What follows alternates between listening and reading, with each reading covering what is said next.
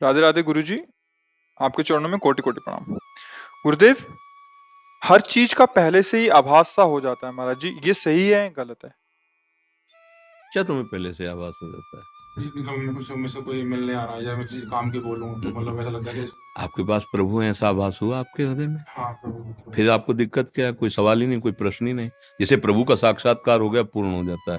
झूठ बोलोगे, सोता हुआ पुरुष जागने का नाटक न करे और जगा हुआ सोने का नाटक न करे।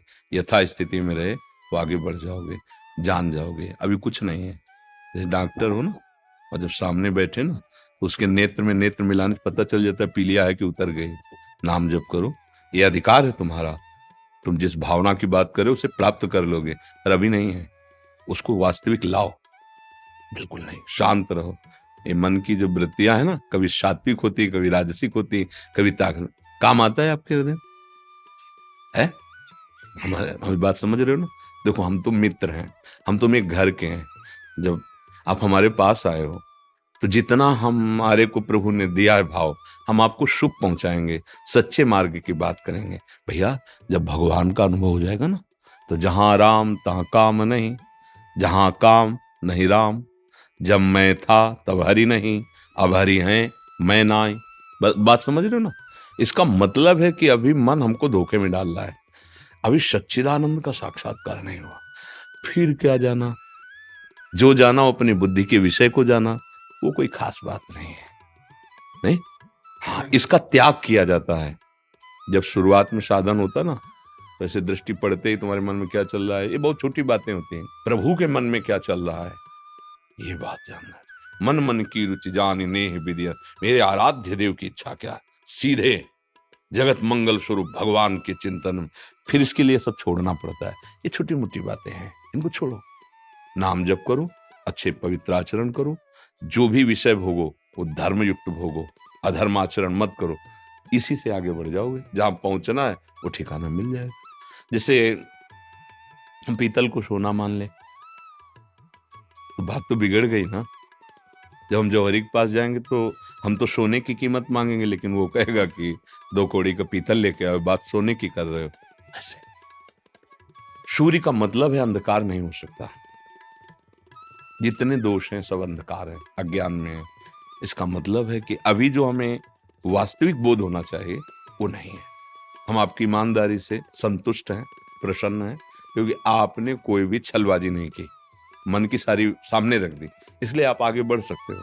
ये स्थिति हमें ही प्राप्त करना है, भगवान को थोड़ी प्राप्त करना है। हमारे लिए तो सब स्थितियां बनी। नाम जप कीजिए, पवित्र आचरण कीजिए, सबके प्रति अच्छा भाव रखिए।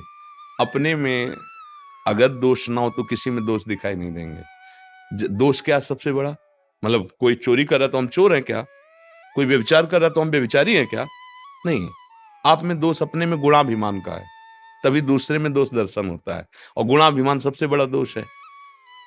समझे? बिना गुणाभिमान के दोष नहीं हो सकता, दोष दर्शन नहीं हो सकता। तो सबसे बड़ा दोष जिसमें सारे दोष प्रकट होते हैं वो है अभिमान, गुणाभिमान, कि मैं तो ऐसा हूं, मैं तो कभी ऐसा नहीं किया।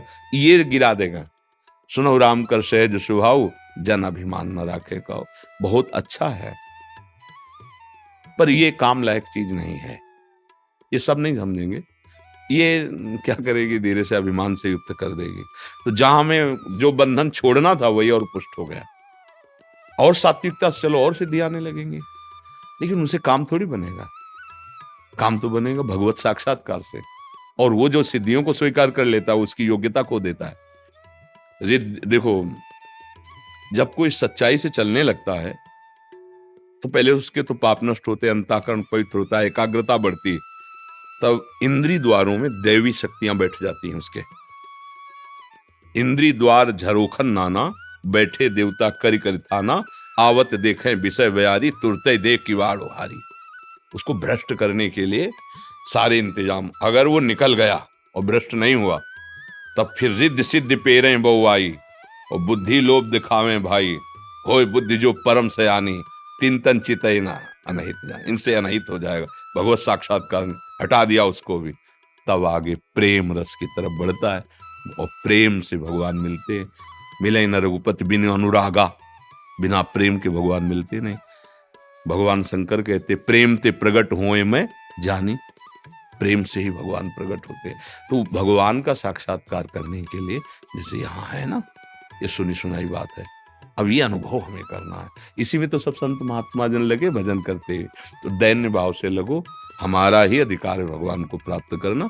और ये बहुत छोटी छोटी बातें हैं, असलियत में सब कुछ जान जाओगे, भगवान जना देंगे ना, वो हृदय में ही बैठे। आप हमारी बात समझे ना, आपको बुरा तो नहीं लगा ना? हाँ, क्योंकि देखो भाई, आप हमारे पास आए हो, हम मुँह छुपरी आपसे बात कह दें, फिर बात बनेगी नहीं। सचिव, वैद्य, गुरु, तीन जो प्री बोले भयास, तो राज धर्म तन तीन कर होई बेगही नाश। अगर मंत्री मुँह छुपरी बात राजा की कहने लगा तो राज्य नष्ट हो जाएगा। अगर वैद्य मुँह छुपरी मरीज के अनुकूल हो गया तो मरीज मरेगा। अगर गुरु शिष्य के अनुकूल ही बोलने लगा तो फिर गया। प्रश्न आप करने आए हैं अपने कहीं ना कहीं भाव के सुधार के लिए तो है ना। तो उसमें जो हमारा काम क्या है कि जैसे आप 80% ठीक हो गए तो हम बड़ाई नहीं करेंगे, हम 20% कमी तुम्हारे सामने रखेंगे। संसार में क्या है कि जैसे 80% कमी है तो 20% गुण दिखाता है और कहता है तुम काहे परेशान हो यार, इतना तो वो लोग नहीं करते कोई जितना तुम कर रहे हो। अपने लोग क्या करेंगे, 80% एकदम ढक देंगे, तुम्हारे सामने ही तुम्हारे वो गुण आने नहीं देंगे, और 20% दोष प्रकाशित। ए क्या तुम अभी देखो ना, ये 20 है, इनको मिटाओ, और जो 100% हो जाओगे तो आम खत्म हो जाएगा। फिर जो वस्तु आएगी उसमें अहंकार होता नहीं, और जब तक वस्तु नहीं आती तब तक अहंकार रहता है। अहंकार रहता है तब तक सारे दोष आ सकते हैं ना होने पर भी, क्योंकि वो दोषों का रास्ता है। इसलिए जो भगवत मार्ग के पथिक होते सूक्ष्म दृष्टि अहंकार पर रखते हैं और काटते रहते हैं। क्या इतने में क्या, अरे भाई 10 घंटे भजन कर लिए तो क्या, अभी तो 14 घंटे और हैं। 24 घंटे भजन, 24 घंटे भजन करने लगोगे तब प्रश्न ही नहीं रह जाएगा, कोई अहम ही नहीं रह जाएगा। पर जो अपने बच्चे को, अपने शिष्य को या अपनी आत्मस्वरूप मित्र को जब महान बनाना है तो उसके गुणों को सामने नहीं रखना, उसके दोषों को रखना है। वो कमजोरी जो उसमें वो अगर सामने आ गई और वो छोड़ दिया तो वास्तविक वो बलवान बन जाएगा। वो मित्र नहीं, वो शत्रु होते हैं जो हमारी मुंह पर बड़ाई करके हमको सतमार्ग से गिराते हैं।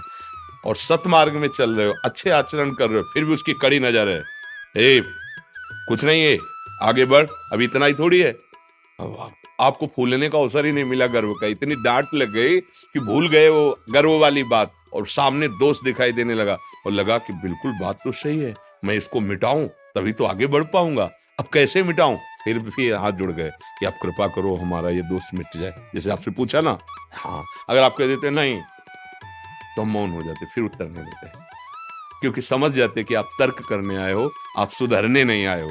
तो तर्क हमारा विषय ले, फिर हम ऐसे हो जाते हैं, अच्छा ऐसे कह देते, क्योंकि आप अगर सुधरने की बात की तो आपने कहा हाँ ये दोष है, बस हमारी बात बन गई, अब इसको मिटाओ, क्योंकि यही भगवान की प्राप्ति में सबसे बड़ा बाधक। इसी से क्रोध और लोभ आदि का प्रादुर्भाव होता है। कामा संजायते क्रोधा, काम की पूर्ति में लोभ मोह मद मत्सराद। बहुत अच्छे हो, आनंद पूर्वक आगे बढ़ो, क्योंकि ये कोई स्थिति नहीं है। अभी आगे जो परमानंद की स्थिति है वो बहुत दूर है।